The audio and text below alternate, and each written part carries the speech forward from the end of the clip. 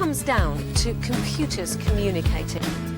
The information superhighway can be a confusing mix of on-ramps and off-ramps. Bitcoin is worthless artificial gold. Is it still rat poison? Probably rat poison squared. We need to get into the world of, okay, this is actually foundational technology. What the Internet of Money does is it creates a single network which can do a microtransaction to a gigatransaction. The Internet is going to be one of the major forces for reducing the role of government. The one thing that's missing, but that will soon be developed, is a reliable e-cash. Thank you for joining us for this week's episode of Final Settlement, a podcast from Onramp Media. On today's show, we speak with Oscar Mary, the founder of Fountain, a podcasting app that seamlessly aligns incentives between creators and listeners through the power of open protocols. We explore the value-for-value model of content monetization, value-driven social graphs, and discovery mechanisms, the issues with existing centralized creator platforms, and how Bitcoin's utility upends these broken models by empowering both the user and the creator. Oscar was an early mover in the realm of value for value and has a wealth of knowledge on the topic. This episode is part one of a two-part series on the concept of value for value, so stay tuned for the subsequent episode of Final Settlement with Sam Means, the founder of Wavelake. And now, time for the show.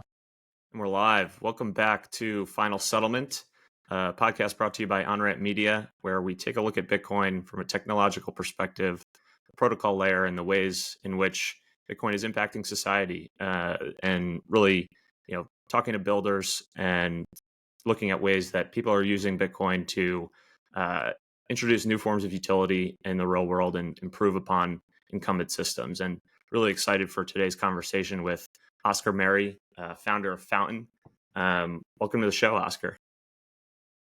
Thanks, Brian. Really excited to be here. Looking forward to this conversation.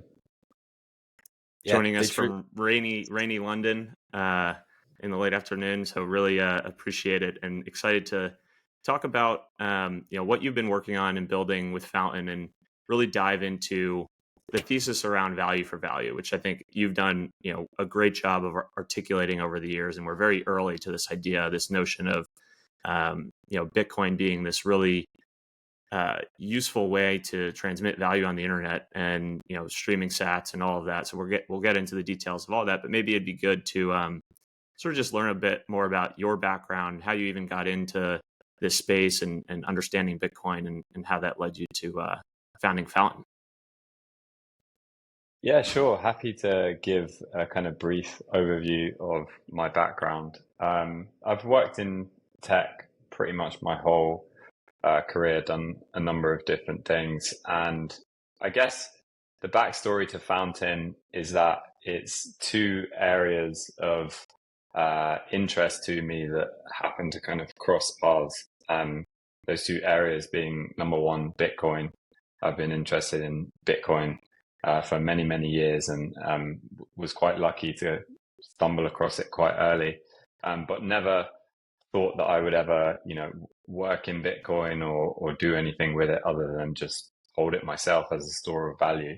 But I've always been very interested in it as a technology and as a, economic kind of development.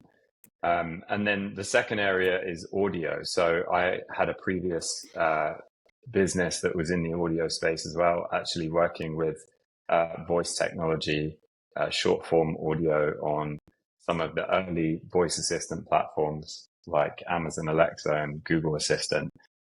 So I've always been passionate about audio as a medium, and I've always loved it as a medium because it's unique in that it's not competing for our time and attention with all of the other digital distractions that we have during the day. You can listen to audio when you're commuting to the office or you're doing chores around the house or, just going for a walk. So I've always been a massive fan of spoken word audio, podcasts, audiobooks, and always been a Bitcoiner for many years. And so I guess the backstory was that in 2021, I'd sold my previous business and was kind of, deciding what to do next and wanted to do some mobile development in the audio space and was playing around with a couple of things, not necessarily planning to start a company or do anything too seriously.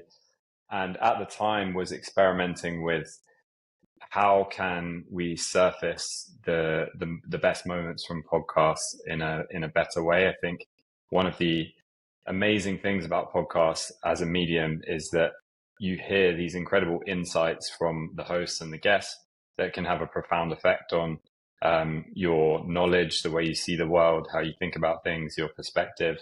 But often they're kind of those moments are lost either in the long list of episodes that you have in your podcast app, but you don't necessarily have time to listen to, or just in the back catalog of shows that maybe you've only just recently subscribed to, or you don't even subscribe to. So I was playing around with that concept and kind of made my way towards podcasting as a space, because the best source for these insights, these audio clips, is actually the podcast medium, because there's so much content out there and it's so easy to create a podcast, and the industry is booming. So just when I was kind of exploring all of that at the beginning of 2021, I came across what Adam Curry and Dave Jones were doing with Podcasting 2.0 and the Podcast Index. And for anyone that doesn't know the backstory to that, Podcasting 2.0 is a movement to push open podcasting forward, to add new features, but also protect open podcasting from becoming centralized or dominated by one big tech platform. We've kind of seen Apple and Spotify both try to do that over the past few years. So yeah, Adam and Dave, and obviously Adam, he's the podfather. He invented podcasting back in the day, back in whenever it was, 20 years ago. So I came across Adam and Dave and what they were doing as I was exploring the podcast space and playing around with a few things. And then I saw what they'd done with the value block specification, which is basically the part of the new podcasting specification that allows you to send Bitcoin over the Lightning Network to content creators, but do it in an open way where it's not just happening on one app, one hosting company, or one platform. And when I saw that, it was kind of like, I guess, a light bulb moment for me, which was, I had already been convinced on Bitcoin as a store of value. I believed in it as, a future critical part to the way money works in the world. And seeing that expressed through micropayments, specifically in a medium that I cared a lot about and was actively experimenting with, that was when I made the decision to, take this side project, this little podcast app with clips in it that I was playing around with, and actually, launch it on the app stores and turn it into a business. And that was the beginning of Fountain in 2021. So yeah, that's a kind of high level overview of how I ended up here doing this. At Onramp, we believe that Bitcoin will be the most important asset to own in the 21st century. Our multi-institution custody solution is the safest and most secure way to ensure that your Bitcoin remains in your and your family's possession for decades to come. Multi-institution custody maximizes security and minimizes counterparty risk, leveraging Bitcoin's native properties to eliminate single points of failure that have historically complicated Bitcoin ownership. Onramp provides peace of mind for your Bitcoin journey. For more information, check us out at onrampbitcoin.com. Oscar, can you share something I'm genuinely curious about, is like just podcasting in general? Like, it's obviously a great medium, and without knowing much about, less about the genesis, but like what has it gotten right so far and what has it gotten wrong, right? Like, we know, Facebook and Twitter are great examples of like this first version of the internet, and it was massive centralization, and it worked for a while until all the natural effects from centralization happen, and then it starts to not work when it comes to censorship and all the natural things. Podcasting is less kind of like straightforward from somebody on the outside. I'm sure it's for you and others that are focused on it see different things that work really nicely, and then others that don't. I think of like ads as one of them, right? And like, how do you actually monetize and attribution? But like, anything that you could share the existing like status quo, I think would be helpful. Yeah, sure. I think there's a lot there to talk about. I think in terms of what podcasting has got right as an industry over the years, I think the first is that it's open. It's one of the kind of last mediums of media on the internet that is truly open. If you think of it in comparison to video or short form text, which are both highly centralized on the big social media platforms, and including YouTube in that. Podcasting has always remained open, and the phrase "wherever you get your podcast" has kind of stuck with how people describe the podcast. And it's podcasting is not associated with one particular company, and so I think that's probably the biggest thing that's gone right in the industry. And then I would also say, you mentioned ads. I think that the format of a podcast, the way the apps work, in the listener is kind of in full control. They never have to listen to the ads, has kind of isolated podcasting in a positive way, where the medium has maintained a distraction-free experience where you can just go and enjoy the content without having to sit through ads, or without having to, wrestle with your time and attention because there's some other surface on the app you're using that's pulling you in a different direction. So yeah, I'd say those two things are probably, the biggest reasons why people love podcasting so much and why it's continuing to grow.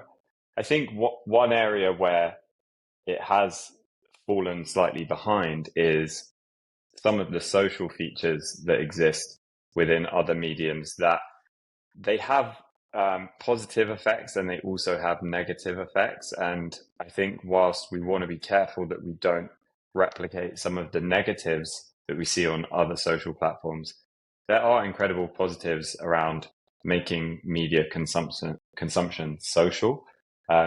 If you respect somebody a lot and they recommend something to you, that's a high signal thing, and it's a way that you discover great content. I'm sure you guys, and I know I have, and I'm sure everyone listening has discovered great content, whether it's on Twitter or another social media platform, that has been really interesting and valuable to them. Whereas with podcasting, still to this day, and we're trying to change that with Fountain, can talk more about that in a bit, but still to this day, the way most people hear about podcasts is just kind of like word of mouth, and there's no real scalable kind of discovery mechanism that other than what exists on the other social platforms. But there's a whole bunch of problems there in terms of friction, which I can talk about. So yeah, I think the social features is one thing that's held podcasting back slightly, and that's a big part of what podcasting 2.0 is trying to change by introducing some of the kind of the infrastructure to allow us to create social features like you'd see on YouTube or like you'd see on Twitter within podcasting, but in a way that it works across the different apps and in an open way where not one company kind of owns all of the data and controls the algorithms and things like that. Yeah, no, that makes a ton of sense in terms of, creating social graphs, if you will, or, value ranking signals that are generated not by a centralized entity and, creating a For You page that they think you should watch, but instead actually having the users in the audience drive that ranking system, I think is a super fascinating part about what you guys are building, and really just what Bitcoin and the ability to stream value enables. But maybe might be worth taking like a step back and just talking about sort of the value for value thesis at a high level, and drilling down into what that means and why that's been sort of integral into the rest of these capabilities in terms of improving the way that people monetize their content and also listen and absorb content. Yeah, 100%. So the phrase "value for value" was actually coined by Curry again, who is one of the inventors of podcasting, and it's a philosophy whereby content should be freely available. You shouldn't have to pay for the content that you consume, But then if you choose to, you should give value back to the content creator based on what you think that content is worth. And I'll say right off the top that this is a very new concept. It doesn't really exist on the internet at that big of a scale right now. I think Patreon is probably the closest example that we have to a value for value platform, although there's a whole bunch of problems with the way that they do it because they push creators to actually put their content behind a paywall. So yeah, value for value is about giving value back to the content creators that you've received value from. And a great way to understand it or think about it is through the analogy of the other things that you spend your money on. So the example I like to use is if you go for a walk and you buy a cup of coffee, maybe that's $5, and you get a certain amount of enjoyment out of that cup of coffee. How much enjoyment do you get from listening to your favorite podcast or a great podcast episode that taught you something about a topic that you care about? Is it the same as that cup of coffee? If it is, then why wouldn't you send value back in the form of a payment to that content creator? It's not the way that we're used to consuming content on the internet. Normally, it's either you pay and you consume that content after you've paid, or you are monetized through ads and essentially you become the product, and then that leads to a whole load of downstream negative incentives. So yeah, that's high level what value for value is. I'll also mention that value for value is not just about money. It's also about giving value back in other ways. So again, Adam Curry uses this great phrase called time, talent, and treasure. So you can contribute value back with your time by, making a little bit of effort to help share that content or add to the content in some way, whether through curation or adding additional context. You can contribute your talents through, helping on a project or helping out some way. And then, of course, treasure through the payment system that we have.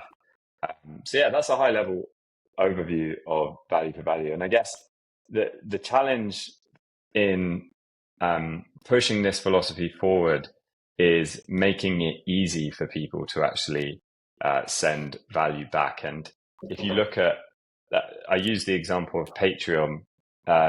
It's incredibly difficult to sign up to Patreon. So you may have heard a podcaster that you listen to say, hey guys, if you really like the show, come and support me on Patreon. The act of doing that has a large amount of friction because you have to leave the app that you're consuming the content in, go to Patreon, sign up to Patreon, figure out what subscription tier you want to pay for, and then make that financial decision on an ongoing basis, which doesn't make sense for consuming content on the internet, because we consume, especially in the modern day, so much content and so much varied content that the idea of paying a subscription for all of your favorite content creators just doesn't work. It doesn't add up. People are already going through the kind of subscription hell challenge with the TV streaming platforms.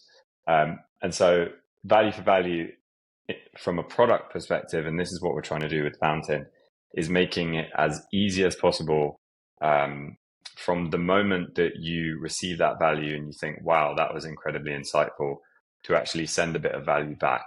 And so the open protocols in RSS, Bitcoin Lightning, and also now Nostr as well, that's about making it easier. And then the micropayments that we get with the Bitcoin Lightning Network, that's about reducing the friction in terms of the amounts that you have to send, because you don't have to send that much to make it impactful. Even if you send, 100 sats, 500 sats, 1,000 sats, across a podcaster's audience, that can really add up. And so designing the product and designing the interactions in a way where making the payment feels like there's no friction to it, and it doesn't even really feel like a payment. It just feels like a normal social media interaction is also a big part of reducing that friction. But yeah, high level value for value is just, it's a philosophy, and it's about a two-way value exchange that's voluntary, and it's about rewarding the content creators, giving back to them when they provide value to you. And we believe that ultimately that will lead to a better internet if we can get this right, rather than an ad-driven internet, or an internet that's driven by attention algorithms that essentially try to hook you into the platform through whether it's shock or anger or outrage or just negative discussions. If all media consumption is driven by those algorithms, then we're going to end up in a really bad place. And so, yeah, it's a philosophy, but it's also about changing the way content is surfaced on the internet. Yeah, I think it's not to, when you hear podcasts and it's like a light word in the sense of like media, entertainment, but what you just described, you can go even high level and think about this as building a more prosperous, productive world. Because you referenced early in the pod about you find the profound sentiment on a clip, and then you're forced to figure out how to do it. And like anybody that knows me that listens, or even Brian, like I'm forced to like do an iPhone kind of like screen recording, and then you're sending it in an iMessage, and it's just clunky all around. But the notion of this idea of people from all over the world for the first time have specialized, unique knowledge, and rather than tell the person that's at the corner of their street or coffee shop and let them learn from them, they can still do that.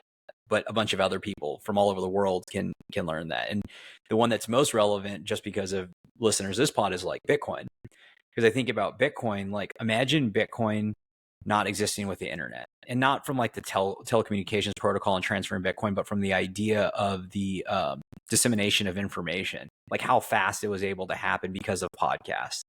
And Marty, who's a big proponent and friend, right? Like back in the day, and this was even probably middle period, because back in the day, there was probably very much a desert, but like think about like 17, 18, 19, there was only so much signal in the Bitcoin space. And you had Marty and Matt week after week talking about, Bitcoin. And when you're out alone, now there's a lot more people, there's more meetups, but when you're not, there's nobody there, you're like listening to this stuff and you're picking up that signal when you would have normally not been able to pick it up. And that allows people to learn, that allows people to go build, and then also start to contribute. And that wouldn't exist without podcasts. And then if that filter wasn't there, or the way to monetize for those individuals weren't there, then maybe they could only do it for X long, or maybe Marty would have to figure out how to walk a dog or whatever he's known to try to do back in the day. But it's a very important function. And what's really compelling about the whole thing is it's so brand new that we don't know like what the right way is. That's why I asked earlier about like, what did they get right and wrong? Because this is the first time it's ever existed to be able to put these kind of disparate individuals with specialized information together. And then how do they monetize, and how do we make them, how do we make it all make sense? And how do you find the attribution finding is just so like, we're still in the so early stages, and you can see how its importance is relevant. It's just now, how do you figure it out? Yeah, exactly. And I think using Bitcoin as an example of a intellectual topic that people are interested in, they want to learn more about, but there's an incredible amount of subtlety to it that takes time to understand. Podcasting is such a great medium for that. And I think that's why so many people will tell you that, they discovered Bitcoin, or they went down the Bitcoin rabbit hole through listening to podcasts. And another example that I always think about is, especially back in 2017, 2018, if you were to go and search for Bitcoin on YouTube, the stuff that you would be presented with would take you in a totally wrong direction. It would take you towards some kind of trading course, or it would take you towards some kind of other coin that's been invented. I would argue out that's of still nowhere. kind of the case on YouTube, right? Like, I don't think that's really improved that much. Yeah, it still is the case. And I think the contrast between that and having, long form discussions with hosts that you trust, that bring on guests with different perspectives, you still get to learn different ideas. But the contrast between those two things, I think, is stark, and it really highlights why it's such an important medium. And Bitcoin is just one,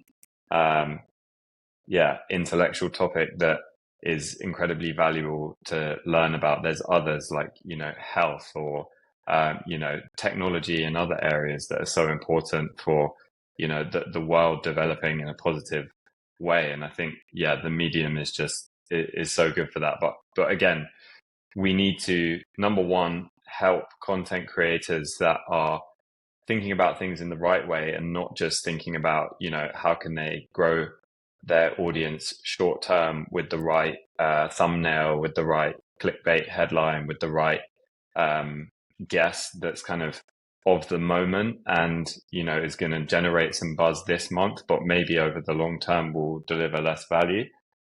We need to help content creators to be able to shift the way they think about content production. And the great thing about value for value is that the incentives are completely aligned, because the only thing you're optimizing for as a content creator is the value that you're delivering to your audience, nothing else. And then the second thing, as I said, is the discovery, the way that we allow the signal to actually travel through not just Fountain, but through other apps. And we're still a long way off that, but making some initial roads.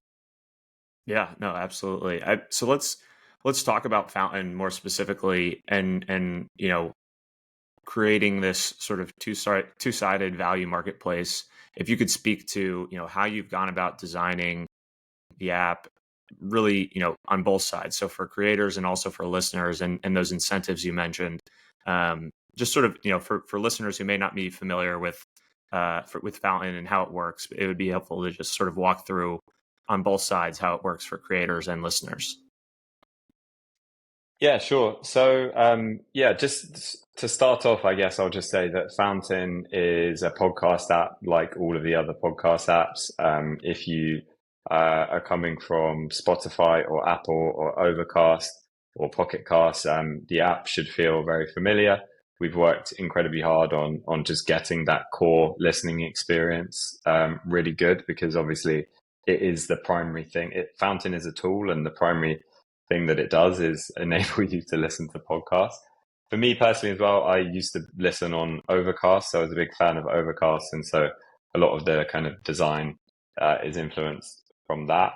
And I guess that was the primary focus for us in the first kind of year or so, is just building the best podcast listening experience we could, because ultimately Apple and Spotify are great apps. They've got great UX, they've got great design, they've got massive teams. And so if you're asking someone to switch from an existing product that works well, you need to deliver on the basics. And so despite the fact that I'm incredibly excited about, Bitcoin, Lightning, micropayments, some of this discovery stuff that I'll talk more about, really, we wanted to just focus on getting the listening experience as good as we could. And I think we're in a really good place there. So yeah, it's a normal podcast app.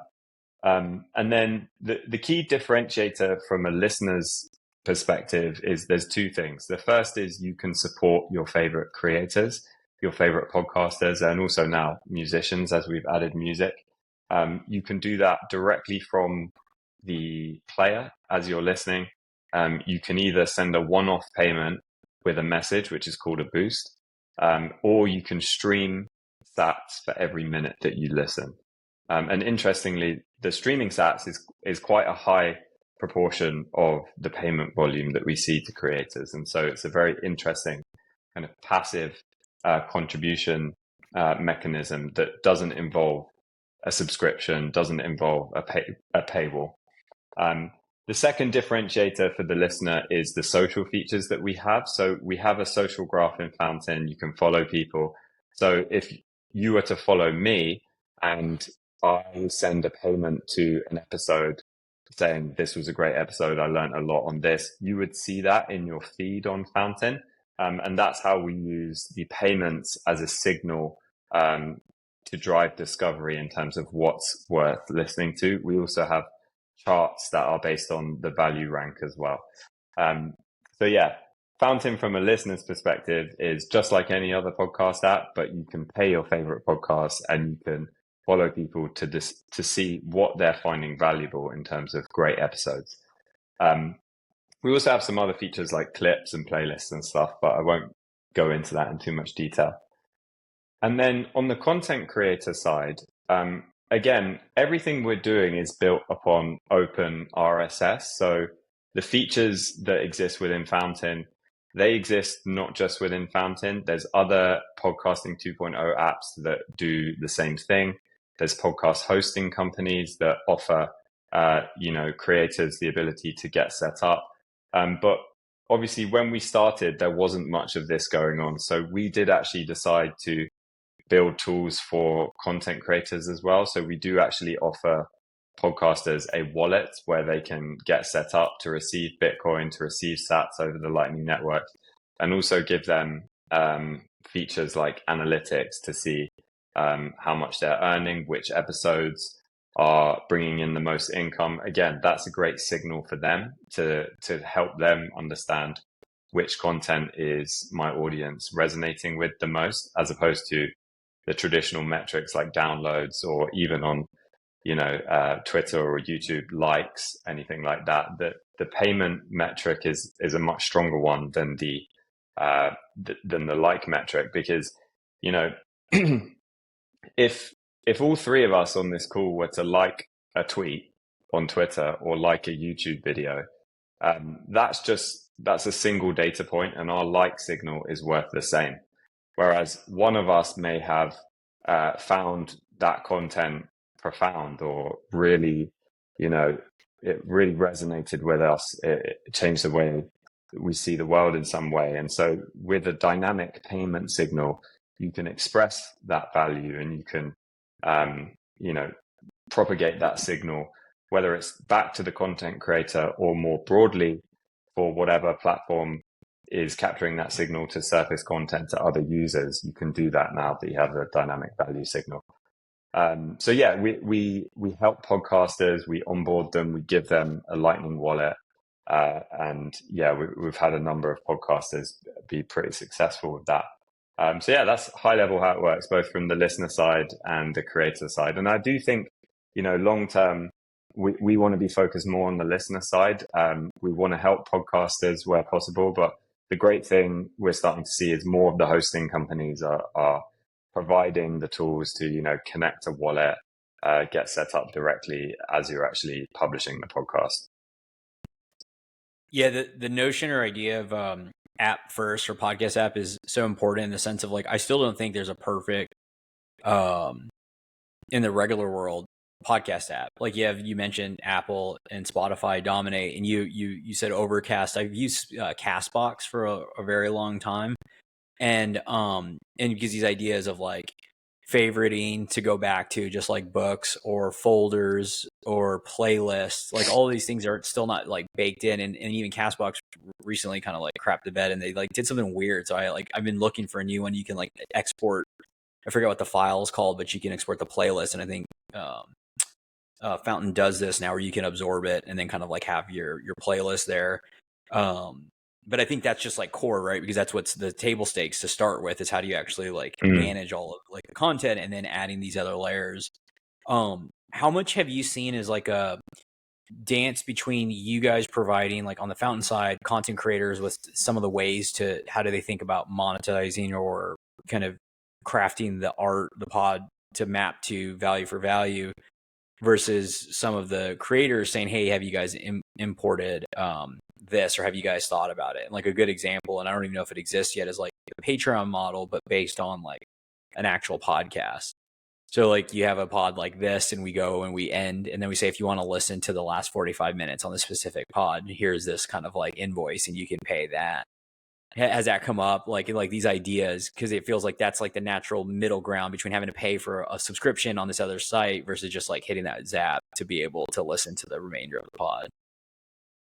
Yeah, that's such a good question. And it's something that we've thought a lot about. And it's something that podcasters have asked us about as well, because it's so equivalent to maybe what they're already doing on Patreon. For me personally, I think that putting your content behind a paywall as a creator is the wrong strategic thing to do. And there's a few reasons why. The first reason is that, you know, the best content that you ever produce might be in the 10 minutes that you put behind the paywall.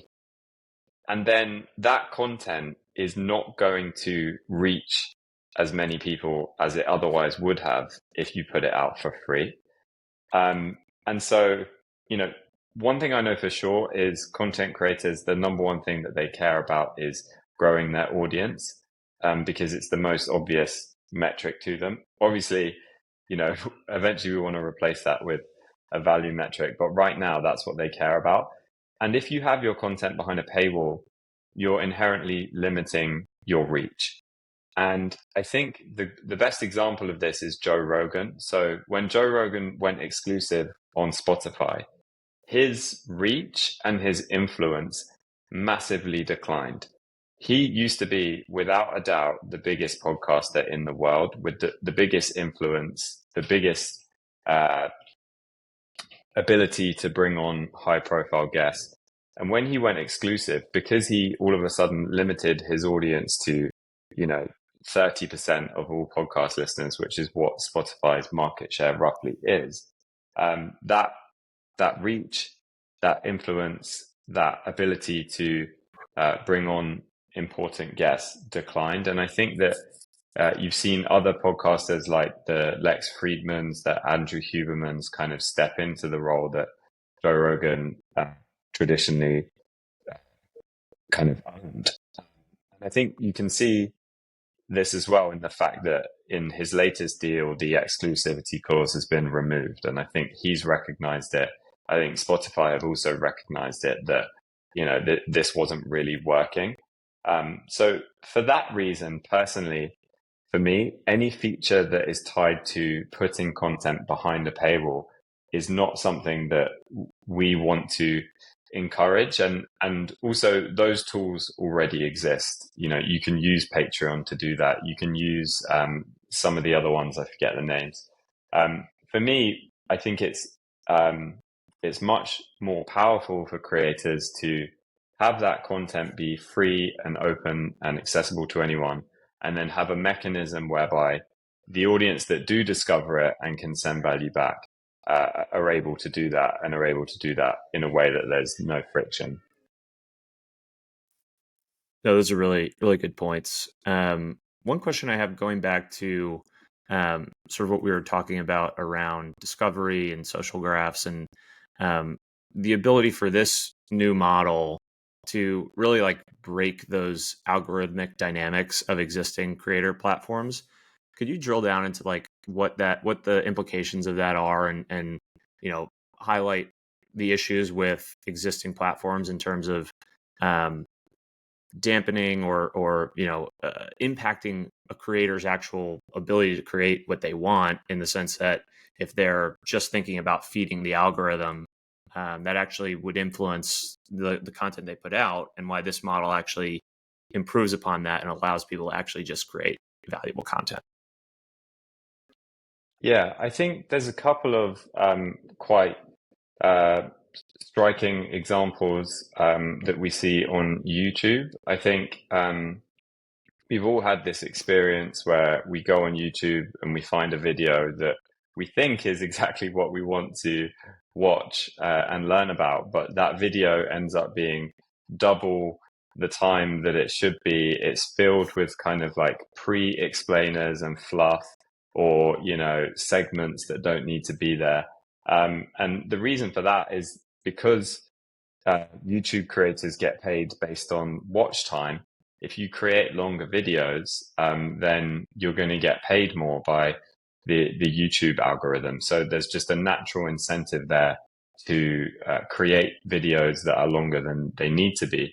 There's another one, which is creating videos regularly. Now, this doesn't apply to every YouTube video, every content format, but it does apply to a lot of formats whereby the algorithm rewards you for having regular content. So the more you have a regular pacing to your content, the more likely it's going to be surfaced in the algorithm to new audience. So whether it's an incentive to create longer content or an incentive to create more content at a higher frequency, the ad-driven model, where the relationship between view time or watch time, essentially how much attention are people paying towards the content, and the amount the creator earns, that's the thing that I think is, not a good thing for content on the internet. Because,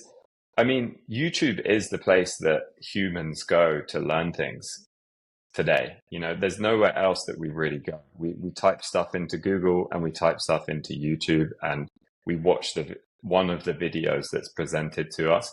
And so if you think about it, it's actually such a drain on everybody's productivity and ultimate, advancement in terms of how much knowledge they have, how much wisdom they have, when they have to kind of either sift through the 4 or 5 clickbaity headline videos that are presented to them when they make that search, or have to sift through a video that's twice as long as it needs to be.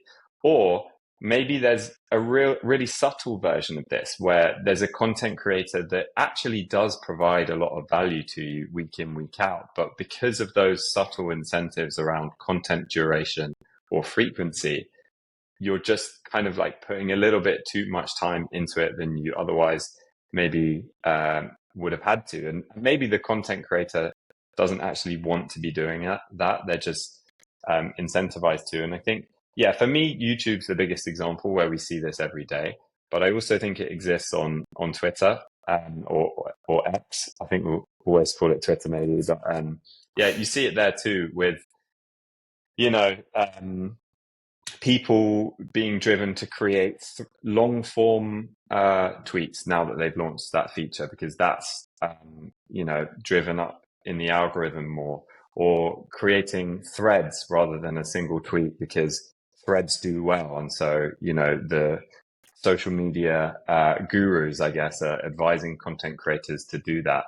And so my view is that these negative incentives with media on the internet, they exist on every single platform, and it's fundamentally driven by the fact that the creators and the platforms monetize through your attention through advertising. And so that, I think, if we can change that, it's just going to be massively beneficial to the world and the way we learn information online. So I'm really excited about that. And obviously that's why we're doing what we're doing, but it is still super early with this stuff. And I think, being in the kind of Bitcoin bubble, it's very easy. We have a lot of people very excited about what we're doing. We have a lot of users within the Bitcoin community that, love Fountain and find it really easy to use because they are educated on Bitcoin. They know how it works. They know what the Lightning Network is. But the reality is that for the average person out there on the street, Bitcoin and Lightning is still incredibly complex and, off-putting, difficult to use, difficult to onboard to. So there's a long, long way to go to change these things. And I think the onboarding to Bitcoin is actually the biggest challenge here. But what's great to see is obviously there's so many different companies working to make this easier. Whether you're a seasoned Bitcoiner or brand new to the asset class, Onramp provides a best-in-class private client experience to ensure that your Bitcoin remains accessible, secure, and in your control. You'll have a dedicated advisor to guide you every step of the way. If you want to meet in person, we now have Onramp branches in New York, New Jersey, Philadelphia, Nashville, Dallas, Austin, Houston, Los Angeles, and Denver, with more on the way. Check out onrampbitcoin.com/branches to learn more and get connected with our team. One thing that's super fascinating that you just referenced is I don't personally think, and I haven't thought deeply about this, so I may be putting my foot in my mouth, but like that we get away completely from ads. but I think we get better ads. And what's always been interesting from an external perspective is if you can provide more signal and attribution, whether it's via pod listens or what you're referencing, if there's the natural mechanism to surface the right content, whether it's Twitter or X and Nostr or whatever it is, like to be able to naturally, because it's in your best interest to, and it's less best interest is altruistic, provide some kind of value to showcase that there was value delivered. And then you can actually show proof of work with a finite currency to an advertiser or anybody that's looking to get their brand in front of this unique audience, that this had this amount of, again, finite value, not like something you can game. It helps reinforce this, the whole adage of 50% of marketing goes in the dump, trash. I didn't know what 50% it was. And now you can actually start to have a better internet with the right capital spent that's not wasteful. And then nobody wants, so he has this like natural feedback loop that builds a better internet. That it's always been compelling to me with value for value. I don't know if you see a world like that, or if you've thought about that because I think pods are the great example of like nobody really knows the numbers, right? Like to my understanding, like we have like ideas, but it's only like directional. It's not actually like specific. Yeah, you're definitely right there. I mean, the podcast advertising industry is built on download numbers, which are famous for their inaccuracy because of things like the way automatic downloads work on apps. So if you're advertising on a podcast, some number of the downloads are not actually people listening, and obviously then people skip the ads as well. And podcast advertisers know this, and they'll factor that into, the CPMs. But it's interesting what you said, because I do believe that's correct in that, number one, if you can identify which content is truly valuable for a given topic or interest area or audience group, then you'll by default be willing to pay more for that as an advertiser. So by kind of clearing out the noise of content on a particular topic, you'd be willing to pay more, whether it's a CPM or some other metric, to advertise against that content. And I think that's something that's really interesting. I don't believe that advertising is going to go away, and I don't have anything against it. I just think that it's more the attention-driven advertising, whereby the ad spend is proportional to the attention that's paid to a particular piece of content. That's the issue, not actually the selling of the advertising against content. So I think that will always exist. I think value for value gives a great alternative to content creators as well. So, you don't need to rely on advertising as much. We've had some great examples over the past year or so of really successful podcasters that have embraced value for value. And recently the podcast ad market had a bit of a downturn. I think it was linked to, the general economic state with higher interest rates and less money available. But there was a big downturn in the podcast advertising industry. And for a lot of podcasters that are having success on Fountain, when some of their advertisers, pulled out or the CPMs dropped, it was really great for them to have value for value and direct payments as there to kind of balance things out. So yeah, I don't think advertising is going to go away. I think hopefully if we can clear out some of the noise of this content and really start assigning a more pure value metric to certain pieces of content, then we can hopefully raise the CPMs. That's the way I think about it.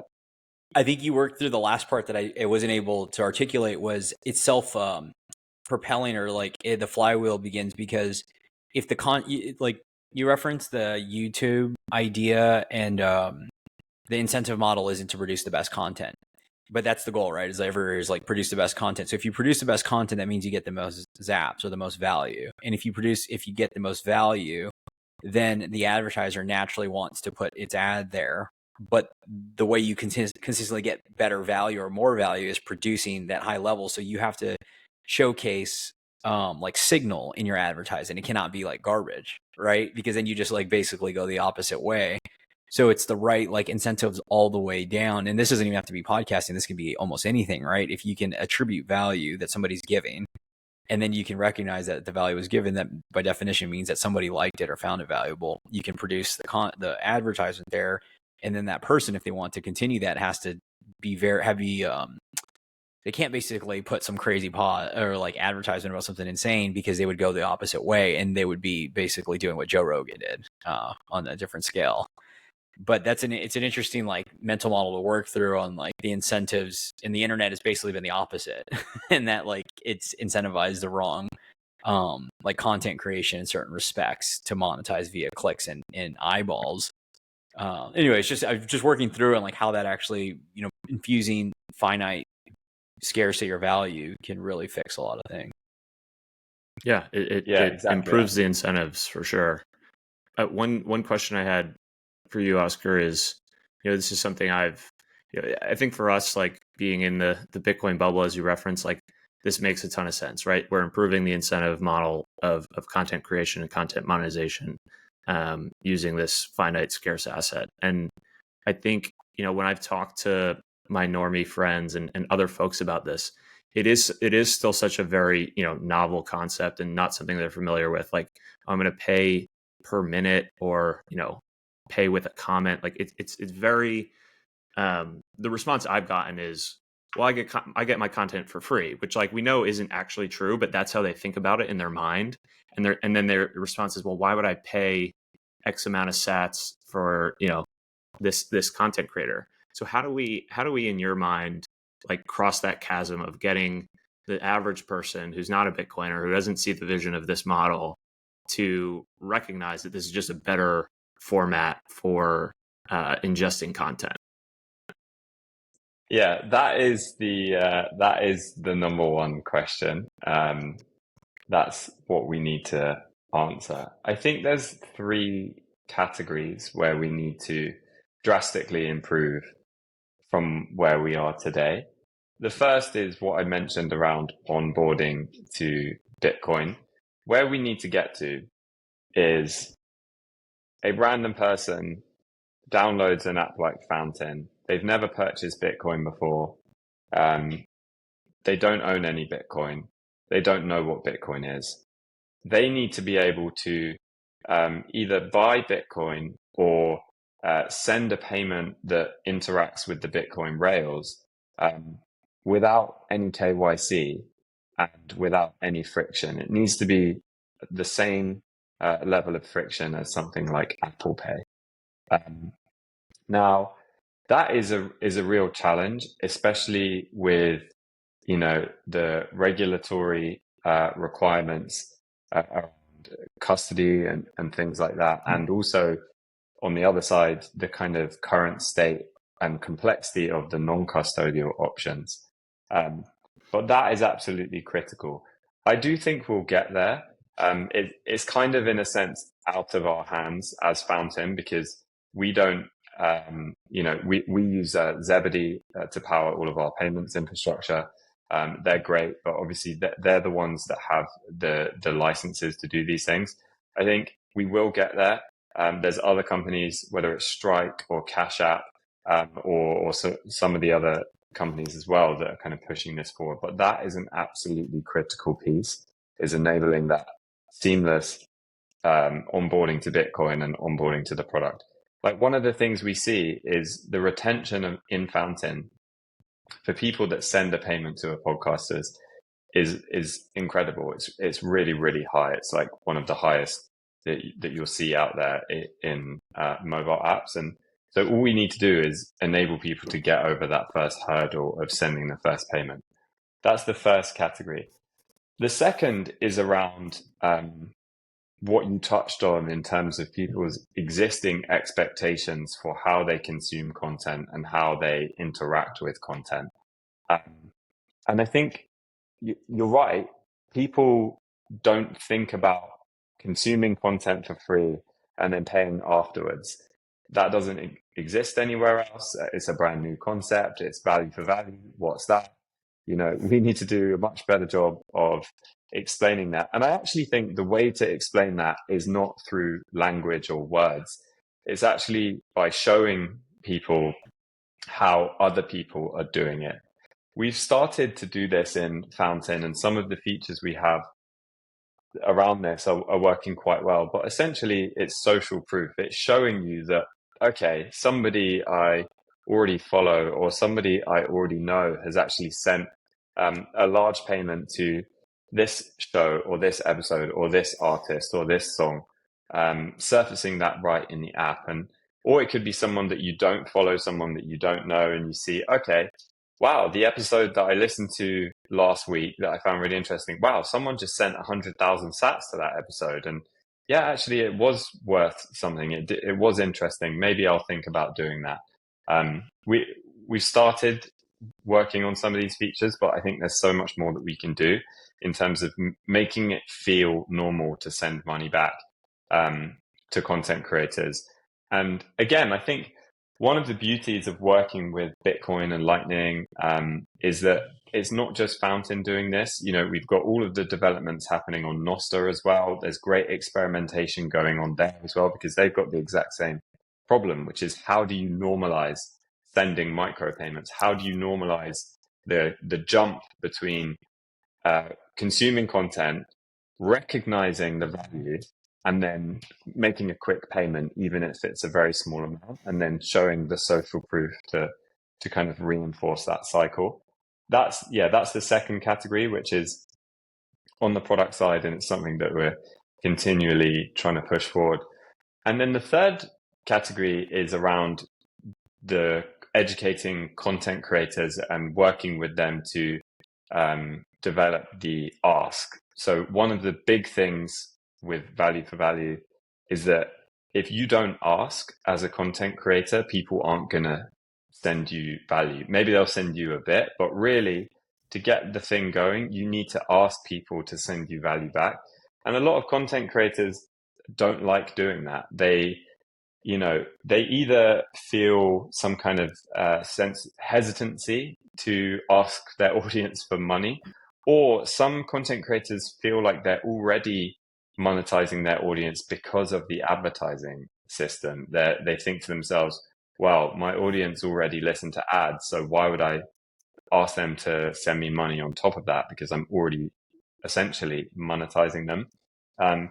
That's something that's more subtle, and it's less about the product, but I think it's just as important. And I think, educating content creators about how to frame that ask, and talking to them about some of the incentive stuff that we've covered is important as well. But also, ultimately, we just need more case studies of it working really well, so we can point them, say, hey, don't listen to me as the developer of Fountain. Like, go and check out this content creator who's similar to you, who's having a lot of success. They framed the ask in a really great way that doesn't interfere with their show format or doesn't feel strange, doesn't feel pressured, but they are actually having success. So those three categories of onboarding to Bitcoin, normalizing making payments through social features, and then educating content creators on how to actually make that ask. They're, I think, the three pieces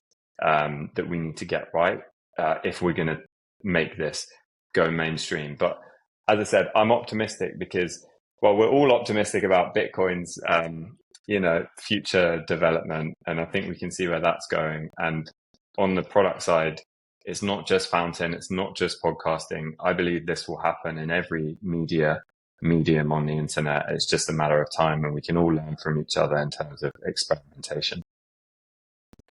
Yeah, I think the eCash evolution is going to be an interesting dynamic to watch on the value for value around content creation, but also just like in social apps in general around rewards, because it takes a lot of that friction of like opening channels and all the things associated that you referenced, needing to do a strike or buy versus you can actually, it was really cool to do a transaction from River's Lightning node to Mutiny, and I sent like exactly one sat. But via eCash, right? So I think it's just a very fascinating thing that people will get to play with, and that it's interoperable, obviously. Yeah, that's maybe that's a great. Oh, go ahead.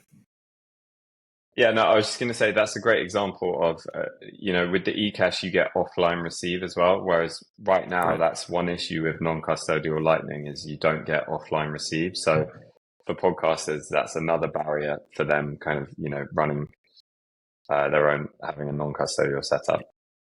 And like that idea of like somebody onboarding and getting some sats to play with, or eCash to play with to start posting versus having to spin up a channel and all the things associated or however it would be done in the wallet.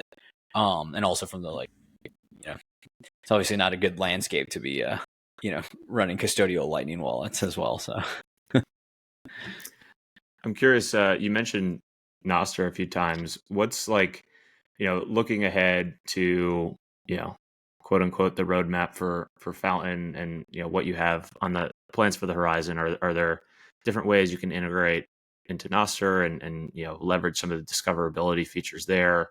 What else are you thinking on building out, whether it's, you mentioned music, is there plans for, audiobooks? Like what else is in your mind of like how this can grow and become even larger than it is? Yeah, so Nostr is a big part of our plans because it's just a perfect fit for not just Fountain, but also for podcasting in general.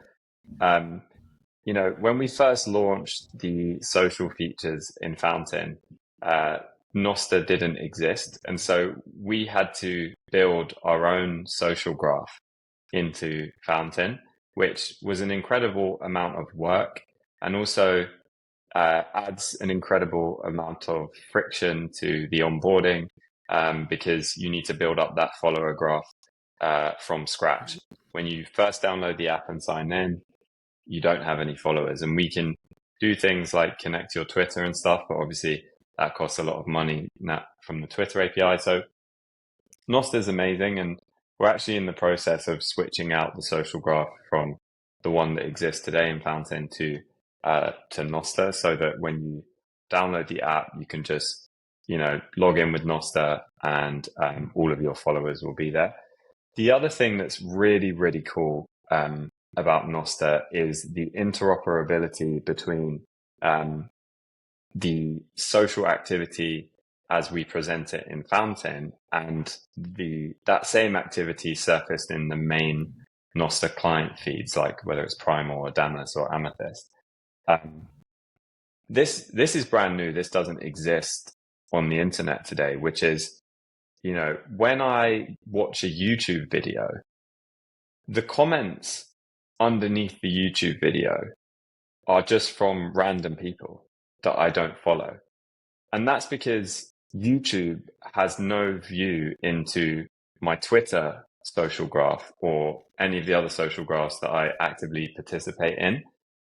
With Nostr, you'll be able to create experiences where you could go to that YouTube video and you could just press a button and it would filter out all of the comments from people that you're not following on Nostr. And so you'd be able to just see like, okay, what are my followers, thinking about this YouTube video?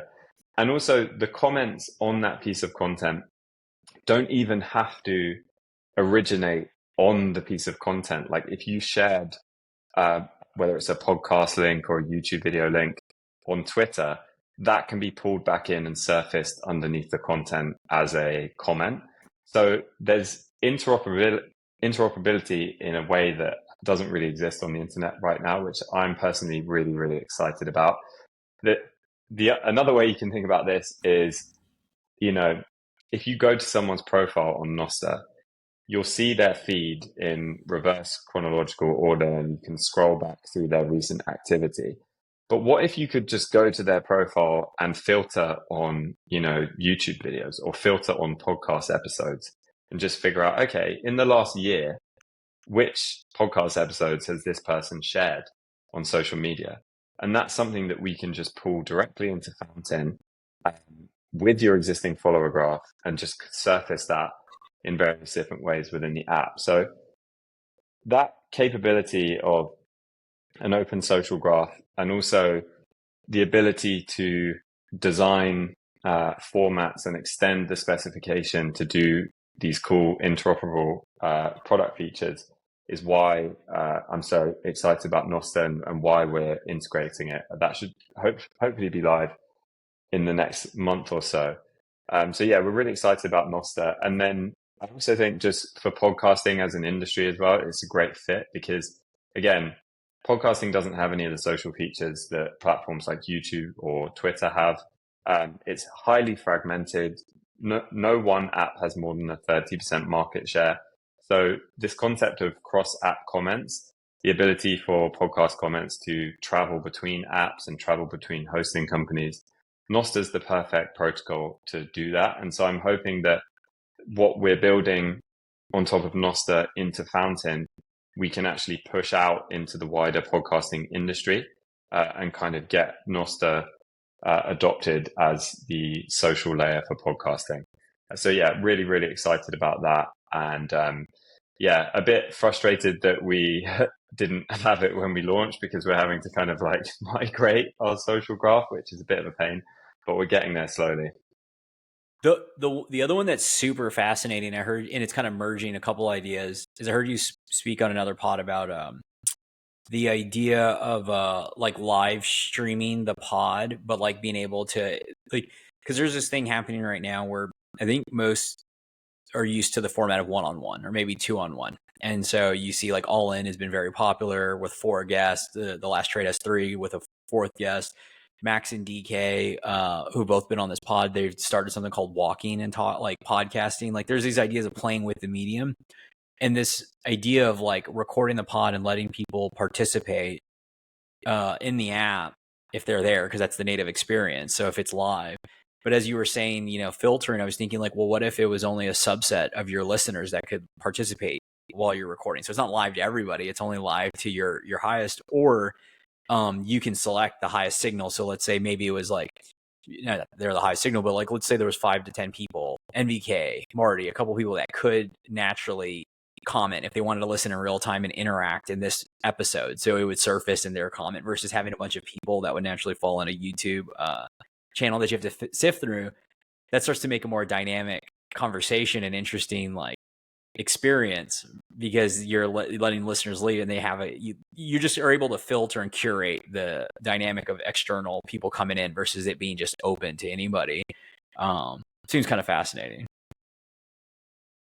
Yeah, exactly. I think there's so much that's possible along those lines, and I think, you know, again, we're trying to get the simple stuff done first, but hopefully down the line we can do a lot more like that. And obviously everything is just you know, open. So once you have the data on Nostr, or it's kind of the same as RSS in that the podcast data is all there.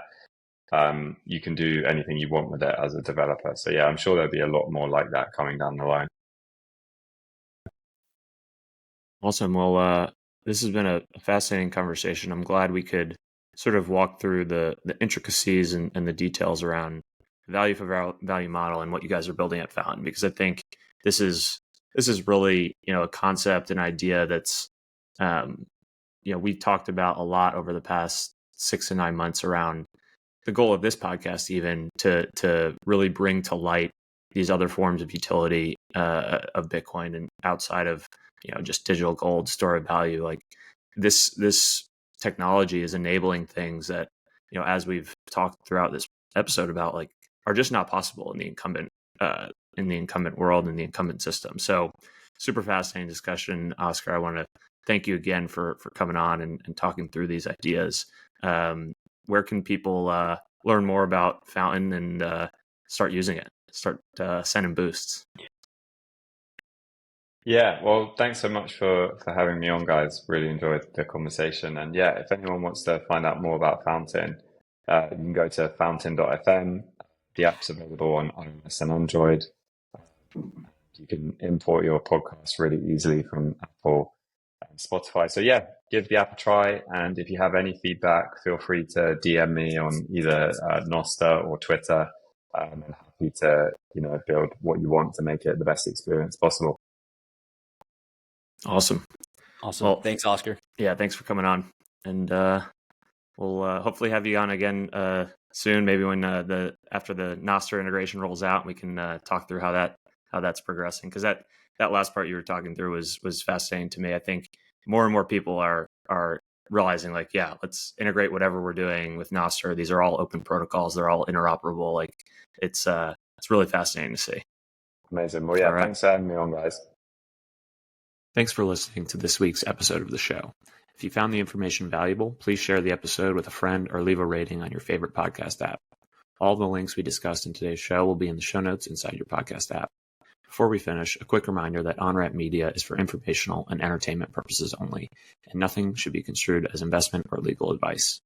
Regardless of where you are on your Bitcoin journey, we'd love to hear from you. Visit onrampbitcoin.com/contact to schedule a consultation with one of our private client advisors.